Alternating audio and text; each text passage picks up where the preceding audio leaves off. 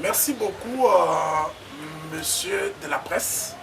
Comme je l'ai annoncé hier dans le forum juridique que j'avais tenu ici, que je devais tenir un point de presse qui devait s'articuler autour de 3 ou 4 points.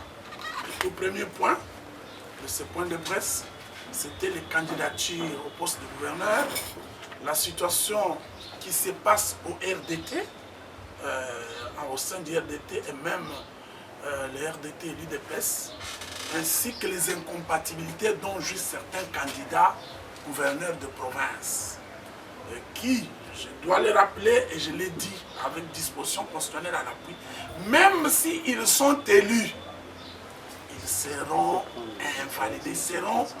invalidés et leur élection sera annulée. Concernant les candidatures, nous avons enregistré au niveau de l'UDPS 16 candidats qui ont postulé au poste de gouverneur au niveau du parti. Et jusqu'aujourd'hui, au moment où je tiens ce point de presse, les partis n'avaient pas encore sorti leurs horaires, de telle sorte que certains d'entre eux sont même tentés d'aller en indépendant, d'autant plus que la CENI doit en principe, aujourd'hui à minuit, clôturer les dépôts des candidatures. De lot de candidatures que nous avons enregistrées au parti, je crois que certains sortent du lot et je veux pouvoir aborder cet aspect de choses lorsque je vais parler des incompatibilités. Néanmoins, nous avons noté d'une façon générale une accalmie, mais la tension tente de monter vers la fin. Parce que tous les candidats qui ont postulé, vous savez que notre assemblée provinciale était divisée par un conflit très accentué où un groupe de 13 et un groupe de 11 députés s'étaient chacun campé dans sa position. Mais il y a eu quand même des efforts entrepris par les notables de cette ville, par l'évêque de Mbujimaï et même par l'honorable Pambou. Et tout récemment, il y a le groupe qui est parti des États-Unis avec le président fédéral de l'UDPS États-Unis, basé à Washington, M. Kankou Pierre Kaiko, et le très valeureux Kabo Mutoke, qui est parmi les pionniers de l'UDPS Fédération de Mbujimaï. Ils ont tenté de rassembler Tampé en faisant quand même un bon travail, où quand même tous ces députés des deux camps se sont retrouvés et ils ont fait un travail que nous considérons pourra décrisper la situation avant cette élection. Par rapport à la situation qui se passe au sein du Rassemblement des démocrates tshisekidistes RDT, où nous avons appris pas l'exclusion mais la suspension pour une durée du sénateur Ogi Ilunga Tchouila par le bureau politique. Moi, à mon niveau, comme pionnier du RDT, j'ai lancé un message à l'apaisement pour dire au sénateur ADC de pouvoir d'abord faire le recours pour ne pas créer des frustrations, qu'il fasse le recours puisqu'il s'agit du bureau politique. Et moi-même, vous savez, à un certain moment, j'avais aussi été visé par ces mesures de suspension, même l'exclusion définitive, mais j'avais dû faire mon recours. Ça ne sert à rien de se lancer dans un bras de fer qui ne dit pas son nom. Je le conseillerais de faire son recours en bonne et due forme. Et j'appellerai aussi les deux tendances qui sont en train de se dessiner au sein du RDT et même parmi les députés du RDT pour leur dire laissez cette question interne être abordée par les responsables de notre regroupement, M. Ogi et le coordonnateur Sylvain Mutombo Kambinga. Je crois qu'il est aussi intervenu sur les médias et je ne voudrais pas que cette situation soit vraiment tirée en longueur. Donc je conseille pour ma part que la situation soit réglée en interne et par la voie pacifique. Par rapport au mandat spécial qui m'a été confié, je dis à Maître Sylvain Mutombo, lorsqu'on a échangé hier soir et même ce matin, que je le remercie pour cette marque de sympathie et cette marque de considération qu'il a témoigné à mon égard en me confiant ces mandats spéciaux. Mais nous allons incessamment, je dois me rendre à Kinshasa pour pouvoir discuter de cette question-là avec Maître Sylvain Mutombo et pouvoir décrisper la situation, parce que ce conflit-là aura des répercussions au sein de notre partenaire, l'UDPS. Et d'ailleurs, nous avons condamné hier, et nous le faisons aussi aujourd'hui, cette tendance de la violence lors de l'arrivée de M. David Moukeba, où il y a eu des affrontements sanglants, puisque le sang a coulé, les gens étaient blessés, ce qui n'est pas dans le cadre des valeurs que prône l'UDPS. Par rapport aux incompatibilités, et je voudrais bien chuter par là, mes précédents forums juridiques que j'ai tenus à 2 reprises, et même les émissions que j'ai animées, où je sortais certains candidats de l'UDPS qu'ils jouissaient des incompatibilités, notamment le chef Chimbundu, Roger Chimbundu.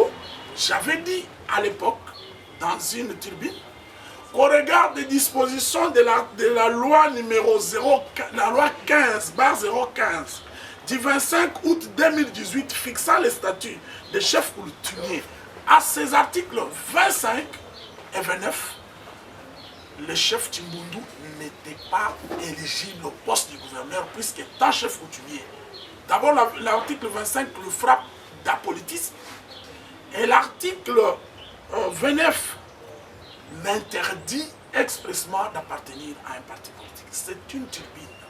Au regard des dispositions du droit congolais, de toutes les sources du droit, que ce soit la Constitution, la 009/2006, portant, donc je dois donner une précision, c'est la loi numéro 06/006 du 9 mars 2006, portant organisation des élections présidentielles, législatives, provinciales, urbaines, municipales et locales.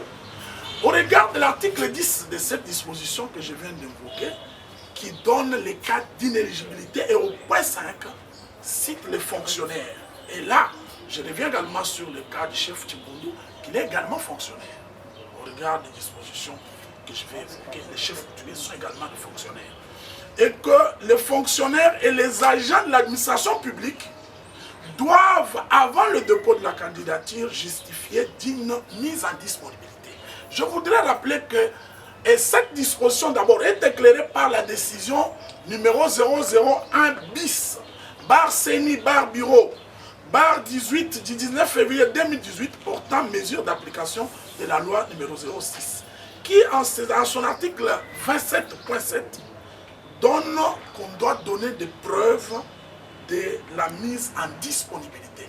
Et là, cette décision de la CENI ne parle même pas du dépôt de la lettre, mais même le preuve de la mise en disponibilité. Et là, le régime légal en RDC concernant les incompatibilités, nous avons 3 cas de figure. D'abord, pour les militaires et les policiers, il faut non seulement démissionner, mais apporter aussi la preuve que la démission a été acceptée. Il faut pour les cadres ou les animateurs des entreprises publiques, là on demande la démission. Mais pour les fonctionnaires, la preuve d'une demande de mise en disponibilité, mais la décision de la CENI ici, qui a été déclarée conforme à la Constitution, va même plus loin en exigeant la preuve de l'acceptation. Au regard de ces deux dispositions, je dis que la candidature de M. David Moukeba ne sera pas recevable puisque Moukeba David est fonctionnaire de l'État. Beaucoup de juristes ont amené le débat dans les forums, mais je voudrais rappeler ici rapidement les dispositions de la loi numéro 16/013, cette loi du 15 juillet 2006, portant statut des agents de carrière du service public de l'État. Mais nous allons encore beaucoup plus loin.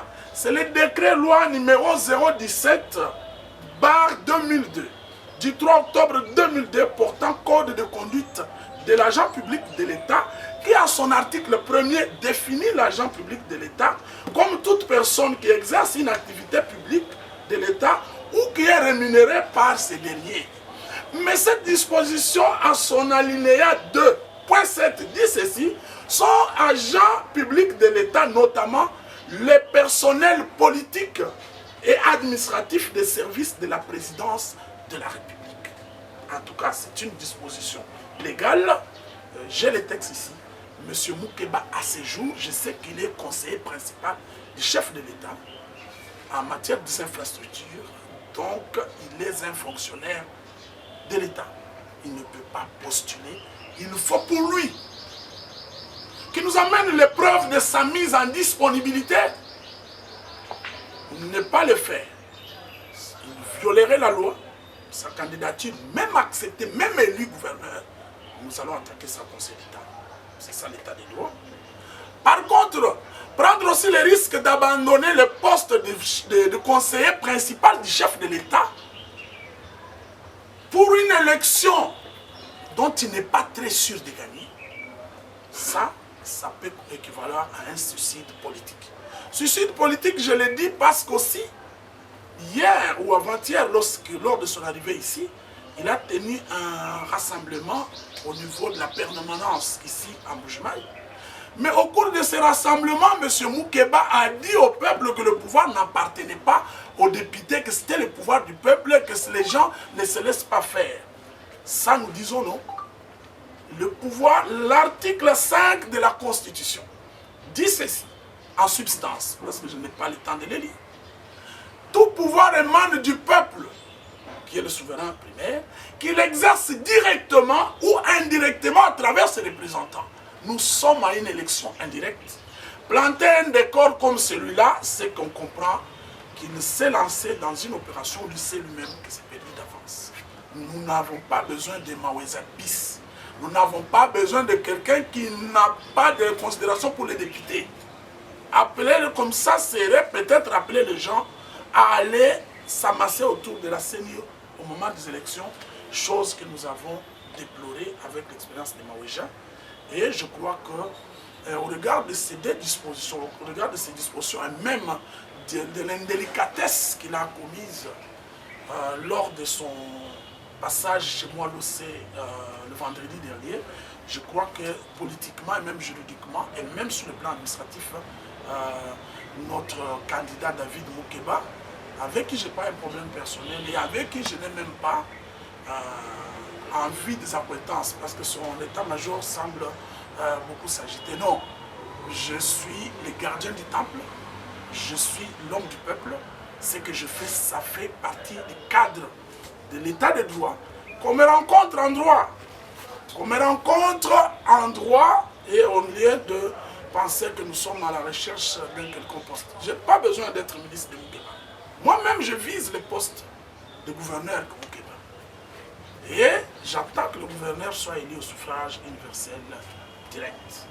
J'entreprendrai néanmoins, à la demande de beaucoup de nos compatriotes, une tournée récemment de rencontrer tous nos candidats de l'UDPS, ainsi que les autres pour un processus électoral apaisé, pour un processus électoral inclusif, de sorte que je puisse voir au moins le profil des candidats et voir lequel d'entre eux serait le meilleur perdant qui gagnerait cette élection, parce que j'appelle que le gouverneur qui sortirait de ces urnes serait le meilleur perdant, parce qu'il aura beaucoup de défis à relever. Je crois, monsieur et madame de la presse, c'était ça un peu la substance de ces petits points de presse que j'avais voulu